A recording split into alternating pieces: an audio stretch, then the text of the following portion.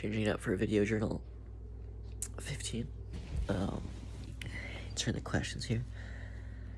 What are, first of all, enjoyed the class, pretty solid overall.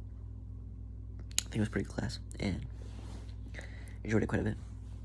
The most interesting thing to me was probably the VO2 max, the aerobic and anaerobic exercises, the difference between those. I found those to be quite interesting. I did not know that they were such a good benchmark for like how long it can be your maximum heart rate, or like I can't fully explain it, but like I know the difference. Like one, max higher. The other one's like you below that threshold where you can really maintain it. And obviously there's like a mental aspect to it. You have two people, same physically. Say you clone them, both peak specimens. One of them is weak mentally, so they will give up on running faster. One of them is very, very, very strong mentally, so they will keep running. They will run to their body's absolute limit. I think that has something to do with it. Like, we didn't talk about it, but I was thinking about the emotional, because the VO2 max is only effective if people are pushing themselves to the limit, and a lot of people are not pushing themselves to the limit, I feel like. Hopefully the people that are, doing the tests are, but I don't know. You can't really check. Hello there, Mr. Whiskers. I think that the one chapter I couldn't live without was probably about dementia and Alzheimer's. I have a very bad fear of, losing my sense of self, not knowing who I am, having not remembering anything about, my past or anything, losing my skills and experiences, the things that, make me me. That'd be very, look at it, very, very, very unfortunate. And obviously, you see those games, but you don't take them seriously. That, play this, reduce your thing for Alzheimer's by 95%. So I think that, using things like that, playing, chess, funnily enough, having conversations that actually make you think, doing things that make you think, physical activities, and then being physically healthy overall definitely will reduce my risk and hopefully not make it happen. I'm not prone to it, it's not my family, but just as far as I know, on both sides, you just never know.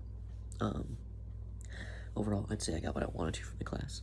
It was we covered more topics than I thought it would, but I think that's a good thing, actually.